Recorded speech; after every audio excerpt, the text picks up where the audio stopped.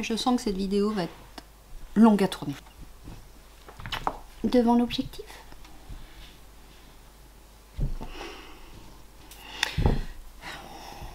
Coucou.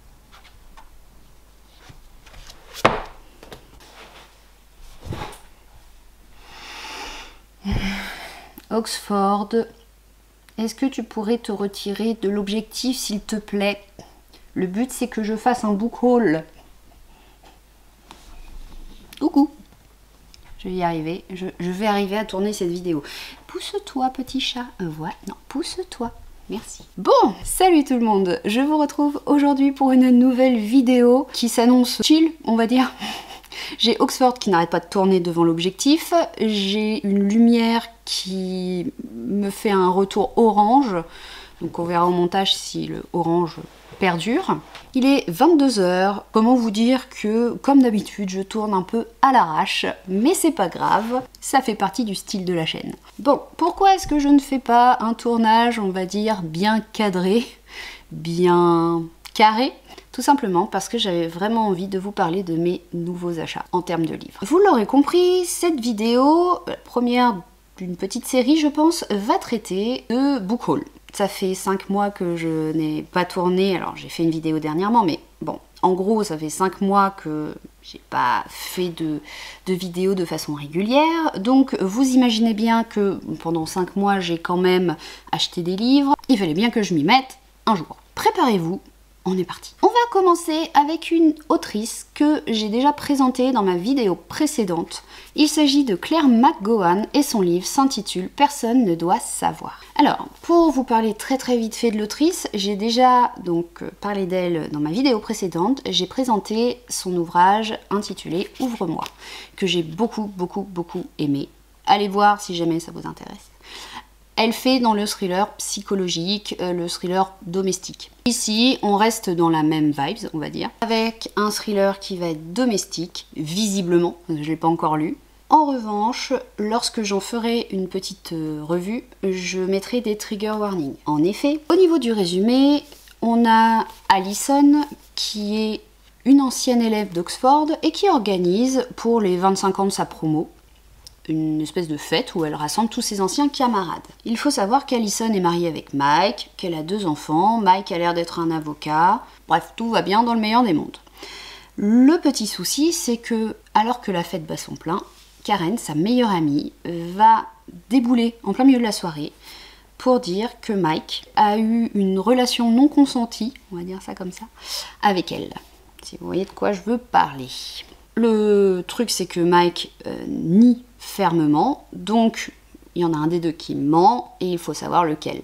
Visiblement, en plus, il y a des souvenirs de fac qui vont remonter de cette histoire, donc j'imagine des retours passés-présents. Connaissant la plume de l'autrice, j'espère fortement que ça va me plaire parce que c'est une autrice que j'aime bien.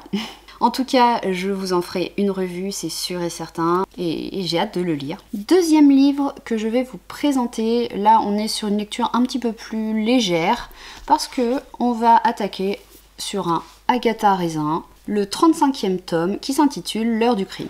Agatha Raisin, je ne vous la présente plus, j'ai fait ma toute première vidéo de cette chaîne sur elle. Si vous voulez me voir il y a quelques années de ça, blonde avec des lunettes, alors vous ne me reconnaîtrez pas sur la vidéo je pense. Bref, donc Agatha Raisin, c'est un classique du cozy crime. Visiblement notre détective en talons aigus préféré ici va acheter une horloge hors de prix et visiblement l'horloge va attirer des gens peu recommandables. Elle va avoir son lot de menaces, elle va retrouver le cadavre de l'antiquaire qui lui a vendu l'horloge. Bon, ça a l'air d'être une enquête somme toute classique, mais qui peut bien détendre, surtout en cette fin d'été. Autre livre, c'est une suite aussi. Il s'agit des carnets de l'apothicaire, le tome 13. Je ferai une vidéo sur les carnets de l'apothicaire. Je lis très peu de mangas, mais cette série est absolument géniale. Pour le coup, je vous en dis pas plus exprès, je passe très vite. Je vous en dirai plus dans une prochaine vidéo là-dessus. Ceux qui suivent cette série, le tome 13 est sorti. Ceux qui ne suivent pas cette série, foncez. Allez-y, foncez. Et regardez la vidéo que je vais faire. Il est sorti Je ne savais pas qu'il allait y avoir un tome 2, je vous avoue. Je veux parler du livre Tout le monde dans ce train est suspect de Benjamin Stevenson. Ce livre reprend le personnage de l'auteur qui s'appelle Ernest Cunningham, qui a déjà été mis en scène dans le premier opus qui s'intitule Tous les membres de ma famille ont déjà tué quelqu'un. C'est un livre, donc tous les membres de la famille, etc. C'est un livre que j'ai déjà lu et que j'ai vraiment beaucoup aimé. C'est désopilant, c'est une enquête avec beaucoup de loufoquerie et avec un final somme toute très sympa. Donc c'était une très bonne lecture et lorsque je suis tombée sur son nouveau livre, je ne savais pas que ça allait reprendre les aventures d'Ernest. Forcément j'ai craqué et il me tarde de savoir ce qui se passe. Cette fois-ci, Ernest n'est plus en montagne. Pour vous faire un résumé très rapide sans spoiler du tome 1, Ernest était en réunion de famille dans un chalet en montagne où il s'est passé un crime. Donc le livre traite plus ou moins d'Ernest qui s'improvise détective avec une famille qui est assez spéciale. Comme je disais, ici donc Ernest est descendu de sa montagne et est dans un train. 7 écrivains montent dans un train. À la fin du voyage, il n'en restera plus que 5, dont un sera menotté. On peut supposer qu'il y a eu crime. On peut supposer qu'Ernest va encore être embarqué dans des histoires un peu bizarres. Il y a un humour assez british dans les écrits de Benjamin Stevenson, et personnellement j'adore ça. Je suis très curieuse de voir ce que ça va donner. Si vous aimez en tout cas les enquêtes avec des familles qui partent dans tous les sens, lisez le tome 1, ça pourra vous plaire. On va changer totalement de registre. Et là, je me dis, alors pas pourquoi j'ai acheté ce livre, parce que je l'ai fait en toute connaissance de cause et en pleine conscience, on est bien d'accord, mais c'est le genre de livre que je n'achète jamais. Il faut savoir que dans ma pile à lire, j'ai beaucoup de genres de livres, tout simplement parce que j'ai des passes. Et il va y avoir la passe thriller, donc, qui est tout le temps présente, mais je vais parfois aussi avoir besoin ou avoir envie de lire un peu plus de fantasy, un peu plus de romans contemporains, des polars nordiques, bon voilà. Changer de genre de temps en temps, ça fait du bien. Ici, c'est un livre que je prendrai quand je serai dans ma passe roman contemporain, ou si un jour je retombe dessus dans ma pile à lire. Il s'agit de Trust d'Hernan Diaz. Ici, on est pendant la Grande Dépression aux États-Unis et on va suivre visiblement la vie d'un grand magnat financier qui est marié à une fille d'aristocrate. Et alors, le résumé est assez mystérieux, donc je suis assez intriguée de savoir de quoi va parler ce livre. Ça dit pas spécifiquement ce qui va se passer dedans. J'imagine qu'on va parler de la vie du magnat et possiblement de magouilles ou de choses pas très légales. C'est un prix Pulitzer, à savoir, je m'en moque royalement.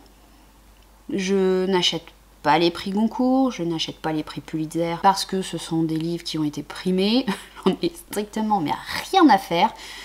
Le résumé m'a intrigué, ça me suffit. Cette lecture, cet achat plutôt, est assez incongru, connaissant la fan de thriller que je suis et connaissant à peu près comment se tournent mes lectures. Mais c'est sympa de temps en temps de sortir un peu de sa zone de confort et des sentiers battus et j'aime beaucoup ça.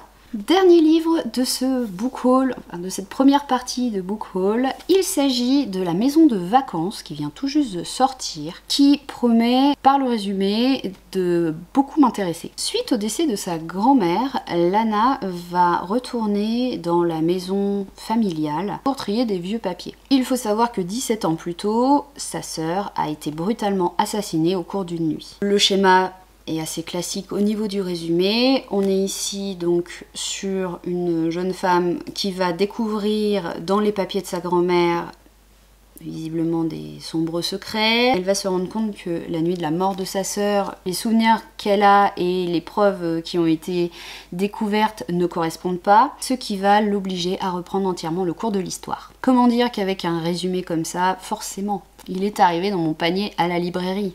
Bien, je vais m'arrêter là pour cette première partie de book haul. La suite arrive très vite, rassurez-vous. J'ai encore des titres à vous présenter. Comme d'habitude, n'hésitez pas à me dire dans les commentaires si certains livres vous ont tapé dans l'œil ou si vous en avez lu aussi, certains. Je suis toujours très intéressée d'avoir votre avis. On se retrouve très vite donc pour la partie 2. En attendant, portez-vous bien. Salut!